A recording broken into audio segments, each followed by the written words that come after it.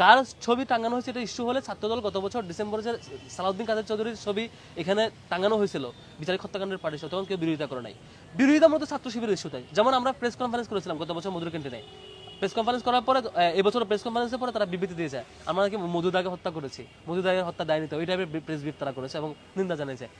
তারা ছাত্র শিবিরকে অলওয়েজ মানে ভয় পায় এই শর্তে যে তাদের রিক্রুটমেন্ট বন্ধ, তারা কাউকে দলে ভিড়াইতে পারে না, কেউ আসে না, তাদের প্রতি কেউ আগ্রহী হয় না, তাদের বয়ার কোনো আবেদন তৈরি করতে পারে না, শিক্ষার্থীরা তাদের কাছে যায় না। ছাত্র শিবিরে কোনো শিক্ষার্থীরা যায়, তাদেরকে মিথ্যা ফ্রেমিং দিতে হবে কিভাবে মুদিবাদী প্রজেক্টে, কিভাবে মুজিববাদী প্রজেক্টে, কিভাবে দিল্লির যে প্রজেক্ট তারা এখানে বাস্তবায়ন করতেছে সেই প্রজেক্টের ফ্রেমিং অনুযায়ী।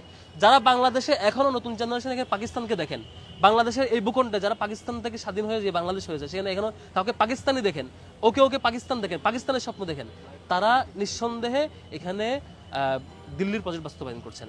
এখানে কাউকে পাকিস্তানি ট্যাগিং দেওয়া, পাকিস্তানি ফ্রেমিং করা, ৭১কে ২৪-এর মুখোমুখি দাঁড় করানো, এই ষড়যন্ত্রকে আমরা বাস্তবায়িত হতে দিব না, আমরা দিইও নাই। আর যে কোনো ইনসাফের বিপরীত যে কাজ হবে এটার বিরুদ্ধে আমাদের অবস্থান ছিল।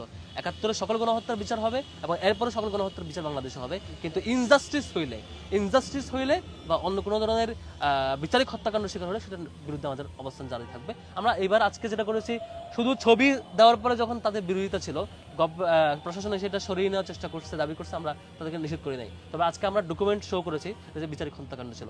আর ৭১ যদি সুষ্ঠু বিচার হয় হত্যাকাণ্ডের এবং অন্যান্য হত্যাকাণ্ডের বিচার হয়, সেখানে আমরা নিজেরা উল্টা কোঅপারেট করবো, যেভাবে কোঅপারেট করতে হয়। কিন্তু বিচারিক হত্যাকাণ্ড, ক্রস ফায়ার, আয়নাগর, এগুলোর বিরুদ্ধে ছাত্র শিবিরের অবস্থান আগেও জারি ছিল, সামনেও থাকবে। আর যারা শিক্ষার্থী বিচ্ছিন্ন, জনবিচ্ছিন্ন এই অংশটা আপনারা দেখেছেন, ৭ই মার্চের শেখ মুজিবকে ১৫ আগস্টের শেখ মুজিবের রূপান্তর করছিল কারা? জনবিচ্ছিন্নতা রূপ নিয়েছিল কারা? এই নির্দিষ্ট একটা চক্রই, যারা বাকশাল কায়েম করে বাংলাদেশকে অস্থিতিশীল করছে, যারা এই আওয়ামী লীগের ভর করে এই ফ্যাসিবাদ কায়েম করে আওয়ামী লীগের চূড়ান্ত রূপ তারা দেশছাড়া করেছে কারা? একটা গ্রুপেই। তারা আজকে যদি বিএনপি ছাত্রদল বা কারোর উপর ভর করে নতুন বয়ান নির্মাণ করতে চায়, তারা তো নিজেরা ডুববে, অন্যদেরকে ডুবাবে। আমাদের ক্লিয়ার বক্তব্য, আমরা আসলে নাম্বার 1 হচ্ছে ৭১ বাংলাদেশের সবার অর্জন, এটা গৌরবোজ্জ্বল অধ্যায়, এই অঞ্চলের মানুষের অর্জন, আমাদের গৌরবোজ্জ্বল অধ্যায়। এটাকে যদি কেউ মুদিবাদী প্রজেক্টের আওতায় নিয়ে এসে মুজিববাদী স্টাইলে বা হাসিনাবাদী বয়ানে যদি কেউ হাজির করতে চায়, আমরা এটা মানবো না। আমরা ৭১কে আমাদেরই রাখবো, এই জাতির রাখবো এবং এই গৌরবোজ্জ্বল অধ্যায় আমাদের থাকবে এবং গণহত্যার বিচার নিশ্চিতভাবে হবে সেটা আশা করছি। আর দ্বিতীয়ত হচ্ছে, আর যে কোনো ধরনের অন্যায়ের প্রতিবাদে যদি কেউ আমাদেরকে মব সৃষ্টি করে, মব সন্ত্রাস বাধা দিতে চাই, সেটা আমরা মেনে নেব না। মবের সংস্কৃতির বিলুপ্তি হয়েছে। শাহবাগ ১৫ বছর চেষ্টা করে তাদের শাহবাগের চূড়ান্ত রূপ ফ্যাসিবাদ কায়েম করে সফল হয় নাই।